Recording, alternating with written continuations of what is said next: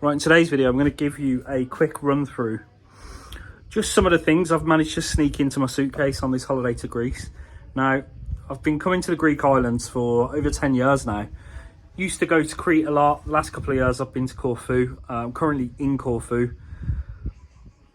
And one of the things I see a lot of the times,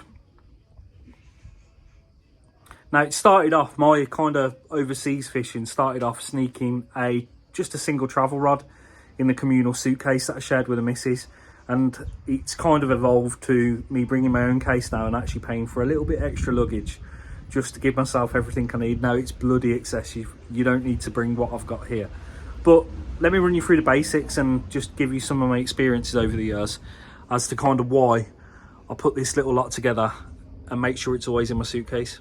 Now, before I go any further, I'm going to point out the shoes. This shirt, I've packed some shoes with a decent grip. Now, getting on the rocks in slides, flip-flops, barefoot, weak trainers just isn't the one. Don't do what I've done in San Fran. Don't fall in because you were too lazy to put your rock shoes on. If you're going to be scrambling around the rocks, just throw a light pair of shoes with a good grip on them. And let's have a look at the fun stuff then. So what have I bought? So I guess my experiences in Greece over the years has been that a lot of these islands have only really got small fish. So I tend to pack a lot, or actually that's doing a disservice. The islands in the summertime, when we're here as tourists, and the windows of opportunity you generally get to fish before dinner, early in the morning before the family are up, or maybe you're sneaking out while the family are on the beach, you're generally only going to find smaller species. So staple is always things like Isome. So I've got some Isome, I've got some gulp. Always pack a bit of both. I've got an absolute array of, I don't know if you can see in there, an array of different hooks. I've got hooks to nylon. I've got single hooks, so I can just do different rigs. So I can do split shot, I can drop shot, I can Carolina rig, Texas rig, whatever really takes my fancy, whatever I see. I tend to adapt to the fish that are in front of me. Usually it's all visual because the water's crystal clear. Last year, well, for the last couple of times I've been out actually, I've bought these Aquawave lures that I got off eBay from Adam Kirby.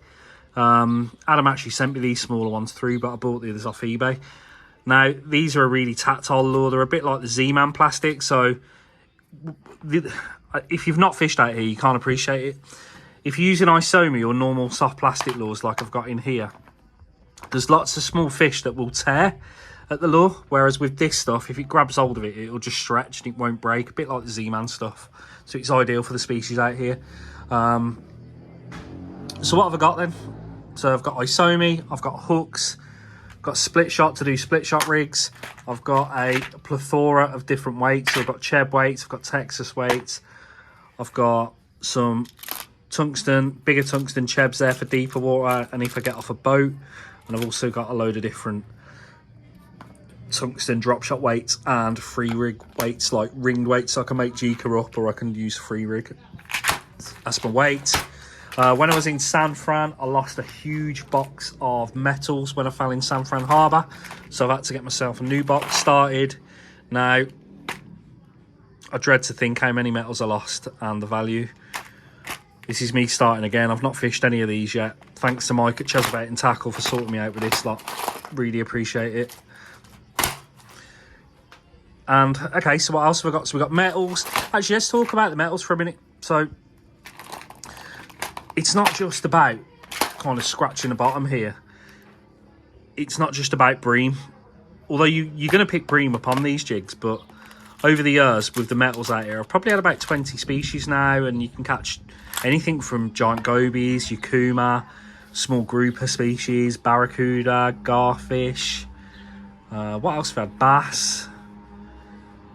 Pelagic species like derbio, white trevally. I'm trying to think. I think it's white trevally I've definitely had a trevally species out here as well. There's all sorts that you can catch on these metals, and they're just really, really good. Oh, I've had quite a few different bream on them as well.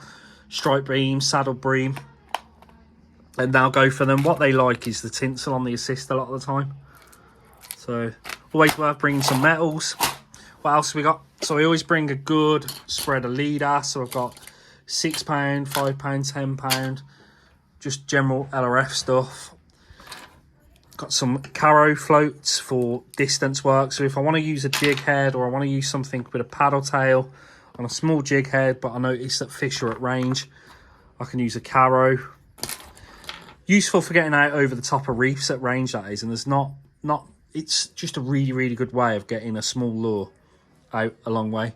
I've bought some extra light game braid with me, and I bought some extra 12-pound, which is like a 0.6 PE, just as a backup spool on my reels. I've got 3 reels with me. I've not put them on the table here, but I've got 2 1000 reels for the light game rods, and I've also got a 3000 to go on the heavier rod there. And these bits are just kicking around, just something that I fancied from my drawer before I came, so I chucked them in. Soft plastics wise, just small paddle tails. These are really good. Like a paddle tail like this on a jig head, you retrieve that quickly over a reef, and often you'll get small grouper, the Kuma, painted Kuma. They all like to kind of dart out and smash it, and then some other small soft plastics in there. I've got a whole array of jig heads. The box is messy at the minute, but there's loads of light game jig heads in there. Absolutely tons. Over the years, still loving Decoy Rocket, Magecraft Agi one with that little outturn point there. Beautiful. There's all sorts. And then onto the fun boxes. So why have I got so much? I think it's because over the years I've had that many different experiences out here. I've kind of painted a really good picture now what I like doing. It's not just what I need to do, it's what I like doing. So one of the things I enjoy doing is twitching things like this. This is a new colour here, but over the years I've caught tons on these little Isome Suzuki Shad 75s. A lot of barracuda, just twitching them. So like working them erratically, and the barracuda seem to like that. Never had any barracuda when I was in Corfu last year, but I will try again this year. What else have I bought? So this little one here is a little Lucky Craft gunfish. This was really good for the bluefish, and worked kind of with a pop-in action, long kind of pop-in like that. Really triggered the bites of the bluefish. That was amazing. Patch 100. I've got a few different Isome bits in here. Got some more top waters. These are specifically for casting over the reefs for the bluefish. Just a little bit cheaper plug, so they're a Magecraft one, but it just didn't cost as much. I've got bigger gunfish. I've got this big Maria pop lure. That's for the heavier, what's it called, a pop queen. Not used this before. Bought this one out specifically for bluefish. So we all thought in the tackle shop that was going to be the one, so that one made the box. Got a couple of chappies in there, work the dog surface lures. There's quite a few big bass in the river here, so they're very skittish, but you never know. And I bought some other diving plugs, so I've just bought plugs to cover the depths. Bit of a fun box here, so some more metals. These are heavier metals, 15 to 20 gram.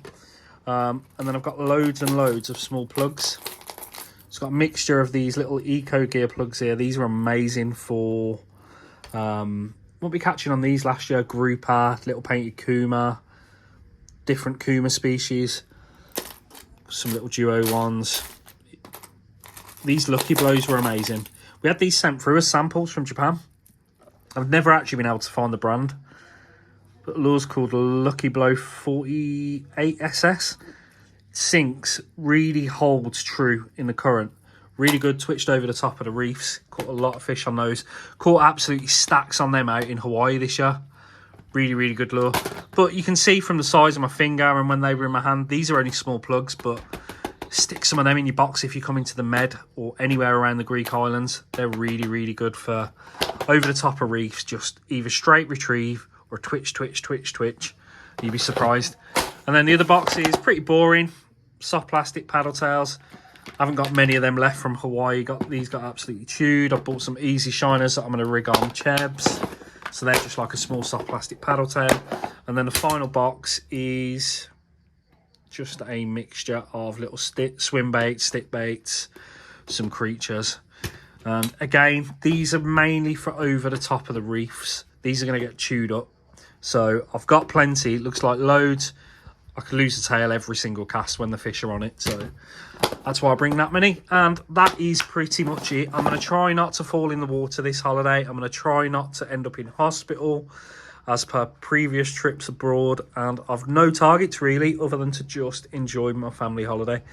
If you enjoyed that and you've got any questions about any of this really, why I've got it, what I'd use it for, what you should use, where you're going, what you hope to find, especially if you're going to go to Crete or Corfu, just drop me a comment below and I'd be pleased to help. Thanks for watching and I'll see you again.